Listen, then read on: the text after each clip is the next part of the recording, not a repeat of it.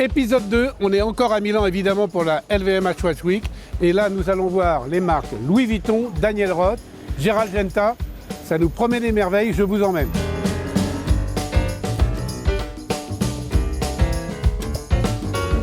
Est-il besoin de préciser où on est? On est chez Louis Vuitton, à Milan, via Monte Napoleone. Et là, on a rendez-vous avec Michel Navas, Enrico Barbasini et Mathieu Egui qui vont nous présenter la production de Louis Vuitton, Daniel Roth et Gérald Genta, des merveilles de haute horlogerie qu'il faut absolument découvrir.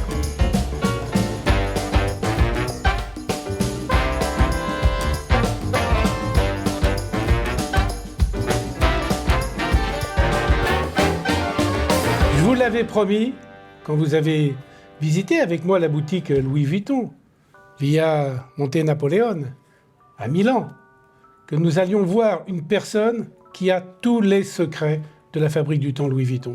Mathieu Egui, le directeur artistique de la fabrique du temps Louis Vuitton, Egui des bons tuyaux. Salut Franck. Elle est pas mal celle-là. Je me l'attendais. Ah, c'est pas la première fois Je savais qu'elle allait venir. C'est pas la première fois qu'on te l'a dit.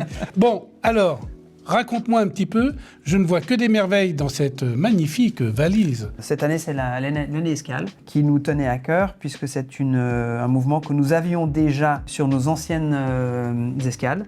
C'est le World Time. World Time qui s'impose évidemment comme une signature de la maison, C'est une notamment signature. avec tous les petits signes qu'on retrouvait sur les valises, sur les malcabines des clients Louis Vuitton, pour qu'ils puissent reconnaître leurs valises alors qu'elles étaient par exemple déposées sur le quai quand ils venaient de descendre d'un paquebot qui avait fait un transatlantique, quoi. Absolument. Et c'est un univers coloriel qu'on a souhaité reproduire, toujours avec un nombre de couleurs phénoménal, puisque autant sur la version peinture miniature que sur la version émail, on est allé chercher un grand nombre de couleurs, ce qui est beaucoup plus complexe d'ailleurs sur l'émail que sur la peinture miniature, puisque en émail, comme tu le sais, c'est du vert fondu. La création de toutes ces couleurs, ça demande un travail de recherche qui a été assez phénoménal. Et Puisqu'on parle d'émail, Oui. je t'interromps, parce qu'il m'engueule toujours quand j'interromps. Et je mets la vignette de la visite sur les métiers d'art, la fabrique du temps Louis Vuitton. On a tout sur l'émail et sur les peintures miniatures. Ça permet de savoir exactement qu'à la fabrique du temps, on a tous les métiers d'art intégrés. Exactement. Et je dois dire qu'on est particulièrement fiers cette année avec ces deux nouveaux modèles. Celle-ci avec le tourbillon central et son cadran en émail qui a tous les fuseaux horaires, les 24 fuseaux horaires, et les drapeaux, et cette version avec la peinture miniature, son aiguille centrale et son deuxième fuseau au centre. Ces deux versions sont vraiment emblématiques pour nous de la collection Escale, puisque la collection Escale, c'est l'art du voyage, et puis c'est ce qu'on a voulu exprimer, ces deux nouveaux modèles avec un mouvement entièrement fabriqué dans nos ateliers, et c'est une très belle montre avec une très belle prouesse technique. Calibre de manufacture de haute horlogerie, hein, évidemment. Absolument. Celui-ci étant en plus accompagné du tourbillon central. Qui est une prouesse, évidemment. Petite question. Chaque couleur qui est faite sur le cadran, il y a un passage au four après chaque couleur? Alors il y a un nombre de passages au four Incroyable. assez conséquent effectivement, puisque les couleurs sont répétitives à différents endroits dans le cadran, mais pour chaque couleur, comme tu le mentionnes, on doit repasser au four. Mais il ne faut pas oublier que même sur la version en peinture miniature, tu as un nombre de couleurs phénoménal aussi, parce que c'est pour chaque drapeau, c'est entièrement peint à la main. Donc, avec du relief, hein. Avec parce du relief. Parce qu'il y a du relief et c'est ça qui est absolument incroyable. C'est ce qui donne le charme de la peinture miniature, c'est que tu as beaucoup de relief sur les drapeaux. Et à l'inverse, ce qui donne la qualité de la version émaillée, c'est que tu as une brillance vraiment particulière et puis tu as justement les filets en métal. On est sur du cloisonné, en fait, émail cloisonné. C'est exactement ça, c'est la technique de l'émail cloisonné. Absolument magnifique, et puis surtout un relief au milieu, là aussi, il y a un grainé. C'est le grainé qu'on retrouve originellement sur la nouvelle édition de l'Escale que nous avons sortie l'année passée. Édition limitée? Alors, ces éditions-là ne sont pas des éditions limitées, mais elles sont limitées intrinsèquement puisque techniquement, par la complexité de la réalisation, on ne peut pas non plus faire un nombre de pièces très important. Évidemment, le tourbillon, c'est une fleur de monogramme. Hein? À tout hasard. À tout hasard. C'est juste absolument génial, et puis c'est fabriqué en Suisse puisque c'est marqué dessus. C'est notre signature aussi, Fab en Suisse, qu'on retrouve sur toutes ces pièces de haute horlogerie. Et comme toujours chez Louis Vuitton, l'arrière volant droit, et on a évidemment une masse oscillante décorée. Tout à fait. Et tout ça est testé et ajusté sur 6 positions. Absolument. Ça commence fort. Alors, on continue. Oui. Puisque ça commence fort, on va passer au deuxième sujet de la collection. Et là, on est toujours dans l'art du voyage, puisque nous nous retrouvons avec une escale, non pas 3 aiguilles, mais 4 aiguilles. Qu'est-ce que ça veut dire concrètement? Ça veut dire que nous avons non pas 24 fuseaux horaires, mais 37 fuseaux horaires. Puisque tu peux lire l'heure en ayant une aiguille supplémentaire qui va sauter les heures, mais aussi l'aiguille des minutes qui va sauter les quarts d'heure. Parce qu'il faut savoir qu'il y a certains endroits sur la planète. Ouh là là là là, mais ça c'est tout nouveau ça. Ça, c'est nouveau. Parce qu'on affiche habituellement les fuseaux horaires D'heure en heure. d'heure en heure, les Sur connus. 24 heures. Mais, Voilà, mais pas les quarts d'heure, qui sont souvent d'ailleurs sur le même pays. Alors, il y en a beaucoup en Inde, par exemple. Oui. Et effectivement, si tu es un voyageur qui parcourt le monde dans toutes ces latitudes, tu apprécieras d'avoir ton réglage du fuseau au quart d'heure. Et si tu C'est regardes, dingo. pour symboliser 4 aiguilles et ces fuseaux horaires, on a choisi un décor avec une map monde sur le centre. On a les méridiens et les longitudes, latitudes, mais le globe n'est pas totalement à plat, puisqu'il a une perspective, et cette perspective, elle est donnée par le fait que tu vois jour-nuit à midi, mais tu as aussi un effet soleillé qui part justement de cet endroit-là pour donner l'effet de rondeur de la planète lié au méridien. C'est toi qui as dessiné ça. Et oui, Bah oui, évidemment. C'est lui qui a dessiné. Donc on est exactement avec la personne qui a imaginé ça. Et moi, j'aime bien un truc tout particulièrement, c'est que si vous ne voyagez pas et que vous superposez les 2 aiguilles, vous n'en voyez qu'une. exact. Elle s'escamote en fait. Il y a- Bah, c'est ça, oui. il y a des- il y a- c'est Mais l'aiguille escamotable, je trouve ça génial. ça. Oui. Parce que c'est une 4 aiguilles, mais qui peut être une 3 aiguilles, visuellement. C'est toute la beauté de ce genre d'horlogerie-là. Il y a une espèce de poésie aussi dans le voyage, et puis la poésie, elle s'exprime aussi par ce genre de détails. Bon, et la boîte, on Alors, la boîte. reparle de la boîte parce que maintenant elle est emblématique. On Quoi. la connaît bien maintenant, c'est l'escale justement. C'est celle qui exprime le mieux l'art du voyage finalement, puisqu'elle est inspirée elle-même Des mâles. Des mâles. Donc là, on est vraiment dans tout ce que sait faire Louis Vuitton. Et puis, tu noteras au passage que, comme toujours, on aime jouer avec les satinés, les polis, y compris sur les attaches qui rappellent les cornières. Tous ces éléments-là font qu'on a une pièce de haute horlogerie, non pas dans le mécanisme uniquement, mais aussi sur la bienfacture de la boîte. Tout ça, c'est le savoir-faire de la Fabrique du Temps. Parce que le calibre est important, mais la finition du cadran et du réau, et puis des index qui semblent survoler cette planisphère, il est quand même... C'est en fait une somme de détails qui fait la qualité d'un produit, et surtout sur une escale comme celle-là, qui a quand même un côté visuel très important, qui accroche l'œil. Cette map monde centrale, elle est très présente. C'est important justement d'aller dans les moindres détails, dans les finitions. Et je ne sais pas si tu as vu, mais peut-être que c'est toi qui es à l'origine, mais quand on fait jouer la lumière sur le cadran, il suit justement les... C'est justement un trompe-l'œil en fait. Ouais, c'est un trompe-l'œil. Il suit Exact. la courbure terrestre. C'était voulu. C'est le mot juste. C'était voulu. Alors là, je te montre un autre modèle sur lequel tu n'auras pas cet effet-là, puisque Ah bah, j'en veux pas, alors. Je ici plaisante. on est sur une pièce beaucoup plus riche. T'as pas des lunettes de soleil, là, s'il te plaît? Non, je ne les ai pas sur moi. On est à Milan, mais quand même. Là, attention, ça brille de mille feux et je subodore qu'il y a une aventurine au milieu. Il y a effectivement une aventurine avec les méridiens. Tu dis une aventurine ou verre aventuriné, toi? Moi, je dis une aventurine, mais c'est vrai qu'en soi, c'est un verre aventuriné, donc on peut dire les deux. Qui est un accident de la manufacture de Murano, tu sais? Je savais, oui. Où t'as un mec qui a donné un coup de coude. Exactement. Enfin, je ne sais pas si c'est comme les bêtises de Cambrai, si c'est un mythe ou si c'est la vérité. Écoute, mais il semblerait que ça soit vrai.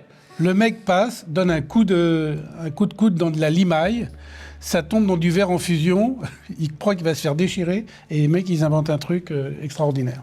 Voilà. Et c'est vrai que c'est absolument magnifique, puisqu'on a cet effet de ciel étoilé. Donc là, c'est peut-être la version Cosmos du modèle. On a une boîte en serti-baguette, on a un réo aussi en serti-baguette. Tu peux noter qu'il est toujours légèrement incliné, comme sur les escales, ce qui fait un jeu de lumière supplémentaire. Et puis sur l'aventurine, on est venu graver de nouveau les méridiens, les longitudes, les latitudes, ce qui donne de nouveau cet effet de globe de manière très discrète. Et un petit Louis Vuitton en relief, donc peut-être en peinture, non? Ou c'est de la non, tempo? Ça c'est de la tempographie. La tempo. Oui, tout à fait. Alors, c'est pas terminé. On va continuer le voyage. Le voyage, c'est aussi le plaisir de voir une aiguille rétrograde. On est là sur vraiment le guillochage absolument le tout. incroyable. Mais c'est incroyable ce rayonnement du guillochage central. De nouveau, cette montre, elle est l'expression aussi des métiers d'art qu'on a la chance de maîtriser à la Fabrique du Temps. Est-ce que c'est un guillochage qui a été fait avec les machines à guillocher que j'ai vues? Oui, absolument. Mais parce que je ne l'ai pas vu cette platine-là pour faire le guillochage, c'est un truc que vous avez inventé vous?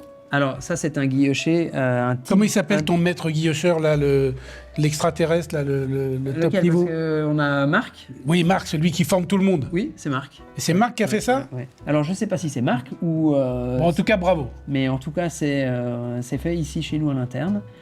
Le relief absolument incroyable, ça ondule. Donc, ça donne une vibration, en fait, au cadran, qui est vraiment très intéressante.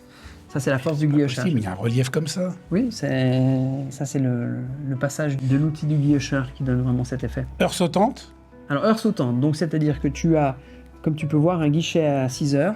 Guichet particulier, d'ailleurs, si tu regarderas, il est bassiné. Il a une forme qui vient tirer l'œil vers la lecture de l'heure. Donc ça, c'est à l'inverse. Ah ouais, mais un peu comme un trou noir qui attire l'œil. Mais qui est poli et sa grande surface fait que vraiment, visuellement, le guichet de l'heure n'est pas tout petit à 18h. Il occupe la place qu'il doit occuper puisque c'est quand même l'heure. Et puis tu as une deuxième aiguille, l'aiguille des minutes, qui va revenir en arrière quand tu as terminé les 60 minutes. Tu noteras qu'on a un très beau mouvement, la fabrique du temps. Et j'ai vu des petits marteaux derrière moi. Et tu as vu des petits marteaux. Mais regarde les 4 attaches, tu verras qu'il y en a une qui se distingue des 4 autres. Sherlock Holmes commence. Quand je vous disais qu'on a bien fait de venir, laquelle est? Forcément la dernière que tu regardes. C'est celle-là? Voilà. Et celle-ci, tu vois, elle est crantée. Elle est crantée. Alors, parce que ça te permet de remonter comme ça? Exactement. Je le fais? Ouais, vas-y. Allez. Alors le verrou d'armement est très très... On entend bien. On entend bien. Le son a été étudié. Et le verrou d'armement est très soft. Il est soft et il est discret. Tu ne devines pas que tu as un verrou d'armement à cet endroit-là. Et puis surtout, personne ne peut savoir que c'est une répète minute. Mais comment vous est venue l'idée de cacher le verrou dans l'attache, qui est l'attache, la fameuse attache qui ressemble au coin des malles? Ta question est tout à fait pertinente. En fait, c'est... Comme toutes. Comme toutes tes questions, bien entendu. C'est pas vraiment lié au hasard, c'est que quand tu regardes l'esthétique de cette boîte, tu t'aperçois que les cornières, elles viennent épouser une grande partie de la boîte. Donc si tu veux ajouter un verrou, tu vas forcément être en contradiction avec ces cornières. Donc quand tu peux pas jouer avec le verrou visuel, tu le transformes. Tu le transformes et tu le transformes en cornière. Ouais, enfin, t'es bien gentil, il faut avoir l'idée quand même. C'est une idée de génie un peu ce truc-là quand même. C'est une idée intéressante, je te l'accorde. Dernière nouveauté, elle est toujours aussi intéressante puisque de nouveau on peut parler du savoir-faire de la fabrique des boîtes. La boîte est en œil de tigre. On a ici... Attends, ça veut dire que tu m'as mis comme sur les autres qu'on avait vu avec de la turquoise. Comme celle que tu as vu avec la turquoise et la malachite qu'on a sorti récemment. Ici c'est une nouvelle version en œil de tigre. Donc on a une boîte taillée dans un seul bloc d'œil de tigre. Et puis, on a le cadran qui vient refléter ce qu'on a sur la boîte. C'est la même construction que précédemment, c'est-à-dire que cette boîte en pierre, elle est protégée par les attaches, mais elle est aussi protégée par la lunette et le fond qui sont légèrement... Ça veut dire qu'elle est emprisonnée comme en sandwich, elle est prise en sandwich par la lunette et le fond, et elle est légèrement en retrait. Exactement. Comme ça, quand on la tape, ça ne peut pas casser. Voilà, quand on va venir taper, tu vas venir taper soit sur la lunette, soit sur le fond, soit sur les attaches, et ça protège la partie centrale, le corps de la montre, la boîte de montre elle-même qui est en pierre. Avec un micro-rotor et un mouvement de manufacture derrière. Avec évidemment. le même mouvement, toujours le mouvement avec le micro-rotor, le mouvement de manufacture. Donc ça, c'est vraiment l'expression aussi de l'originalité et du savoir-faire de la fabrique du temps. Il faut savoir aussi une chose intéressante sur ces escales en pierre dure. Souvent, les gens posent la question, mais c'est difficile de tailler la boîte. Oui, c'est vrai, c'est difficile de tailler la boîte. Mais le plus difficile, c'est pas de la tailler, c'est de la polir. Pour avoir un poli absolument parfait sur, en particulier, une matière comme l'œil de tigre, qui est fibreuse, ça demande un grand savoir-faire, et ça, c'est la maîtrise qu'on a la chance d'avoir chez nous à l'interne. Mathieu, le temps passe, mais la pierre dure. La pierre dure. Pas que la pierre qui dure. Ah, vas-y, parce que là, c'était ma conclusion, non? Il y a autre chose? Non, il y a encore autre chose, figure-toi. Il y a l'univers de nos petites pendulettes que tu découvres ici avec cette petite pendulette en forme de camionnette de livraison des malles Vuitton. On a décidé de réinterpréter cette petite pendulette avec cet objet très emblématique de la maison. C'est un petit peu quand même un rêve de gosse, hein. On a tous rêvé, on a tous joué avec les petites voitures, voilà. Ça reste un très bel objet qui a un peu comme la Madeleine de Proust, un air d'enfance et en même temps, il a toutes les qualités d'un objet précieux et puis d'une pendulette. Si tu Dans l'affichage de l'heure, j'ai l'impression que c'est le prolongement naturel de la montgolfière. Pareil, c'est une lecture à disque. Ici, tu as une partie de la calandre qui vient te montrer où tu lis les heures et les minutes par le pointage en forme de fleur pointue de monogramme. Tu as une multitude de petites signatures discrètes qui nous rappellent que nous sommes chez Louis Vuitton. Si tu regardes les roues, un petit LV devant, évidemment. un petit LV devant. Si tu regardes les pneus aussi, regarde les pneus. Si tu fais rouler les pneus, eh bien, tu as une trace en forme de LV qui apparaît. Oh là, vous allez chercher loin quand même. Exact. Ça, c'est un petit peu notre obsession, c'est d'aller chercher dans les détails. Fait son poids, hein. Elle fait son poids. Comme ça, elle est bien stable sur le bureau, elle ne bouge pas. C'est une série limitée de facto, parce qu'on ne peut pas non plus en produire des grandes quantités. Elle demande beaucoup de savoir-faire. Tu as la signature sur le côté La Fabrique du Temps, et qui rappelle ce que nous savons faire de mieux, des montres, des pendules et des objets précieux. On y a ajouté bien sûr l'adresse de Genève, à la rue Alphonse Large, et l'adresse de Paris aux Champs-Élysées. Et puis bien sûr, Asnières, où sont fabriquées les malles, parce que nous avons ici Il me une sort petite malle. micro-malle. Mais c'est la plus petite de toutes les malles, ça. Alors je ne sais pas si c'est la plus petite, mais en tout cas chez nous, elle n'est pas bien grande. Elle s'ouvre. Elle s'ouvre, c'est une vraie malle.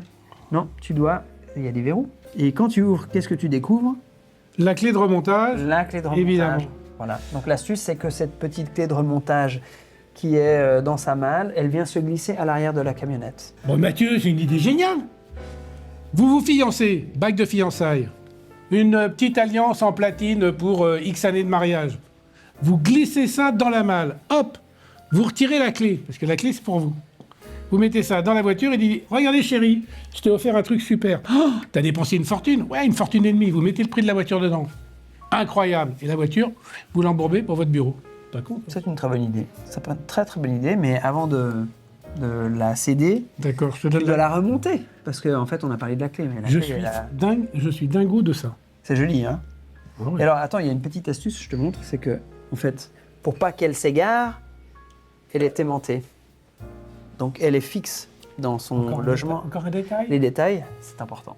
Il n'y a pas de détails, il n'y a que des nuances. En parlant des nuances et des détails, la clé, elle représente aussi la façon de remonter les pendules, anciennes oui, voitures. bien sûr.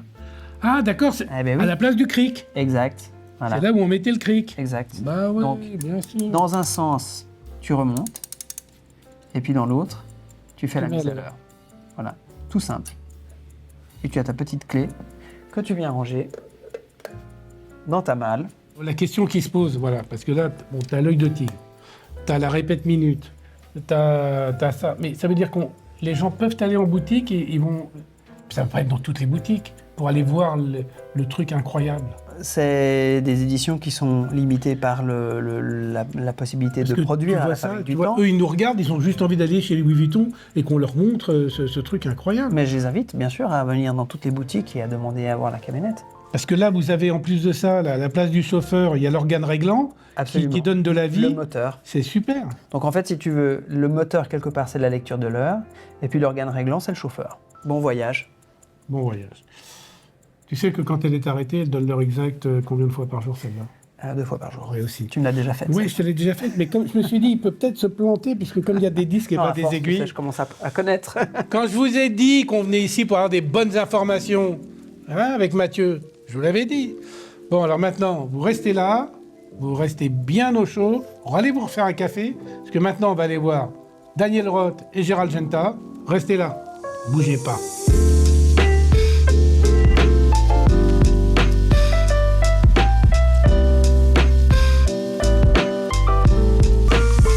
Petite balade sur le balcon de la Casa de Ringhera, typiquement milanaise, cette structure de cour à l'intérieur d'un bâtiment.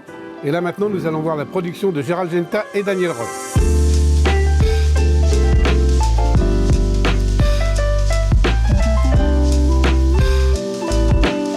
Chose promise, chose due.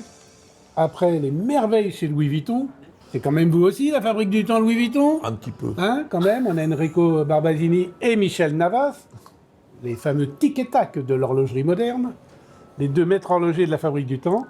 Et là, vous allez nous présenter la nouveauté Daniel Roth et la nouveauté Gérald Genta.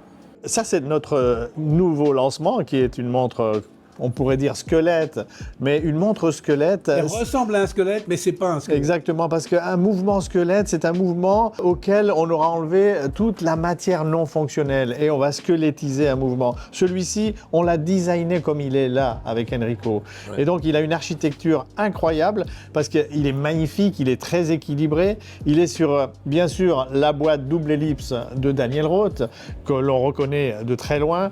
Celle-ci est en or rose. Le mouvement également est en or rose. Donc ça, c'est très très nouveau puisqu'il a fallu adopter des nouvelles tolérances pour pouvoir y chasser les rubis, bien sûr, les tenons, les goupilles. Tout ça, c'est de l'ingénierie qu'on a apporté sur cette magnifique pièce. Mais le côté aérien du calibre, on est vraiment dans de la dentelle horlogère. C'est de la dentelle. On a enlevé le maximum de matière. Bien sûr, il faut qu'elle soit robuste aujourd'hui, demain et dans le futur. Donc, elle est équilibrée, elle est magnifique. Au porté, c'est une merveille puisqu'elle est ergonomique dans cette boîte double ellipse avec les petites cornes que nous a incurvées notre ami Mathieu Egui. Bien, et Guy les bons tuyaux. On l'avait tout à l'heure dans l'émission Louis Vuitton. Voilà. Il ne faut pas oublier que c'est Mathieu aussi qui fait le design de toutes ces montres-là. Exactement. Et donc, on est très fiers de cette nouveauté, la nouvelle Daniel Roth. On a mis pas loin de 2 ans pour arriver à un niveau de finition qu'on voulait, tu vois. Parce qu'on a un atelier, c'est entièrement fabriqué chez nous, le pont est platine en or, mais il a fallu améliorer nos compétences parce que là, on est vraiment à un niveau de finition. On a plus de 80 ans rentrant. C'est vraiment un niveau de finition incroyable. Est-ce que tu peux rappeler ce que c'est qu'un angle rentrant ? Un angle rentrant, c'est quand tu as un changement de direction mais qui est avec un angle négatif en dessous de 90 degrés, bah, tu as une arête. Et donc, on a l'arête du pont qui est franche et l'angle qui est franc comme ça. Donc, c'est forcément repris à la main.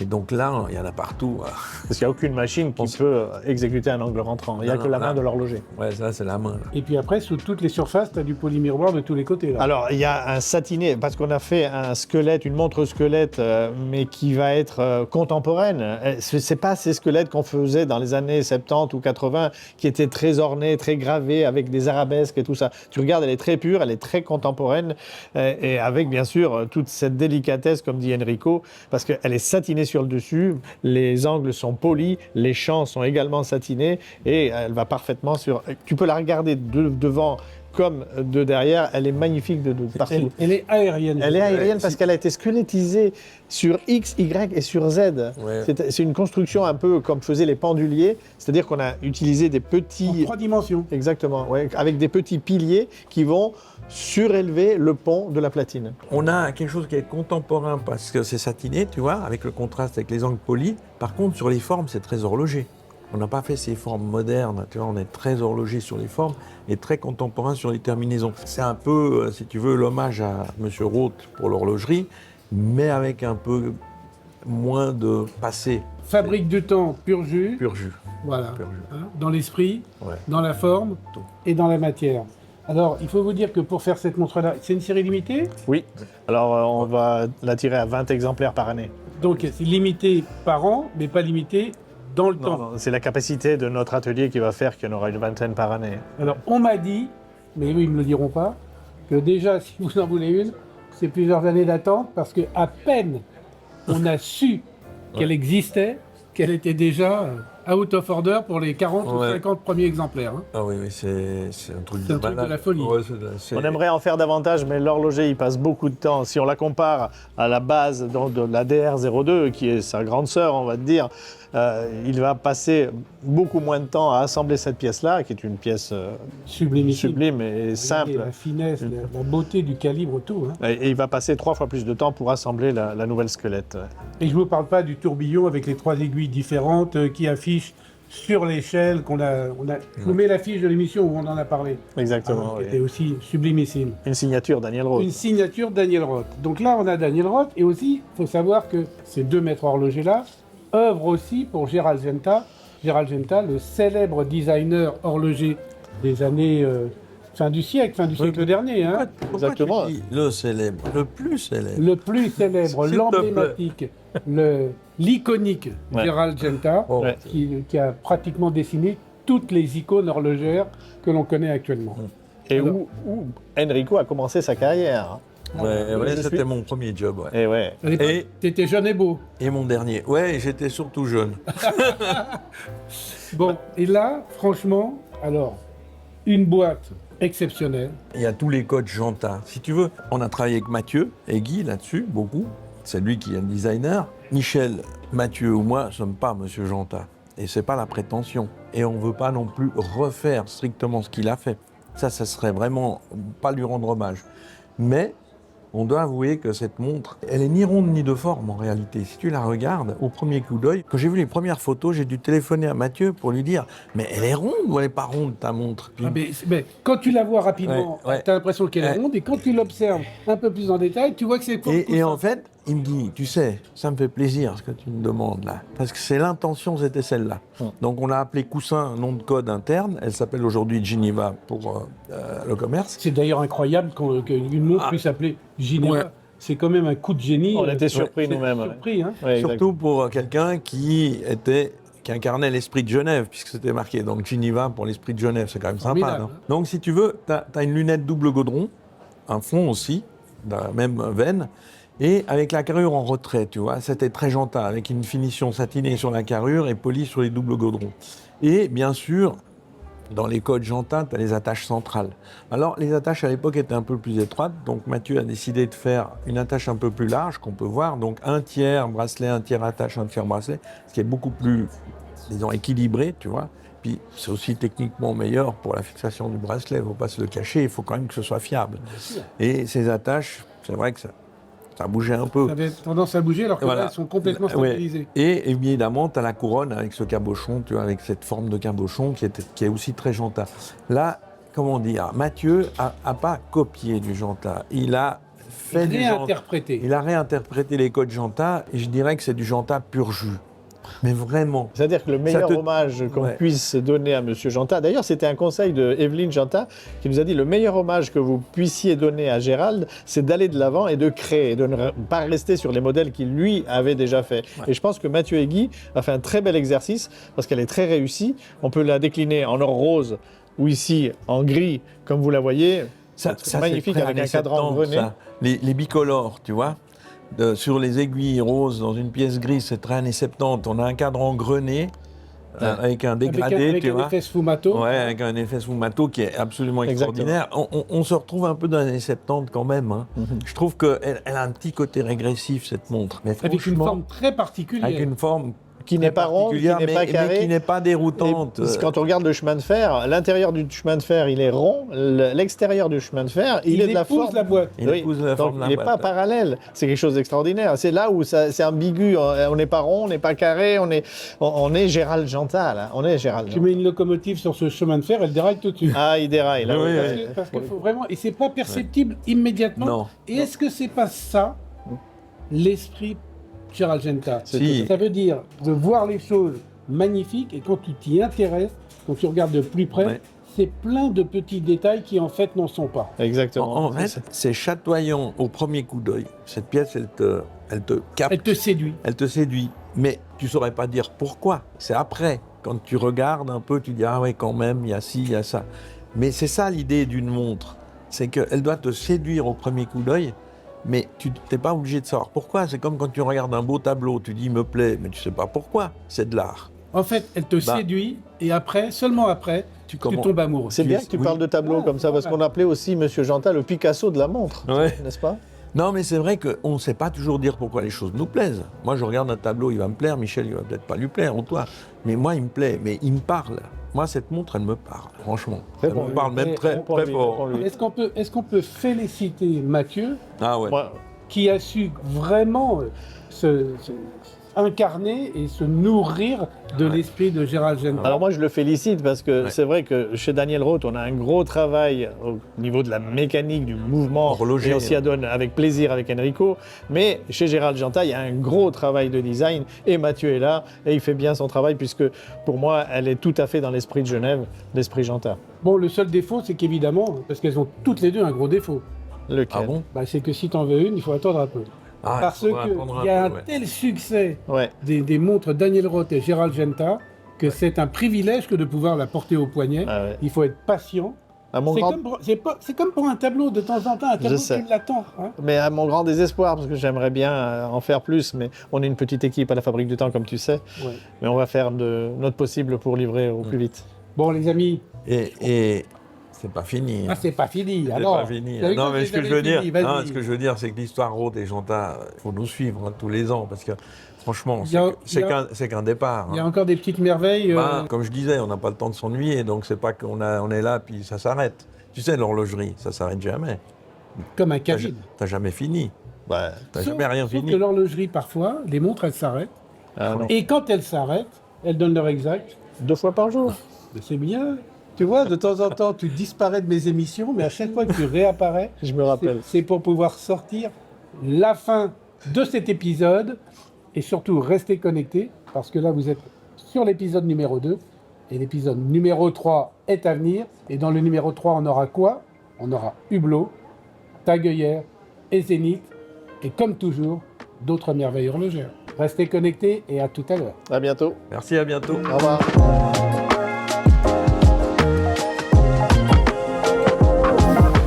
Et voilà, c'est la fin de l'épisode 2. On en a pris plein les yeux. Et je vous donne rendez-vous pour l'épisode 3 avec Taille, Hublot, Zénith, 3 manufactures qui promettent encore des merveilles.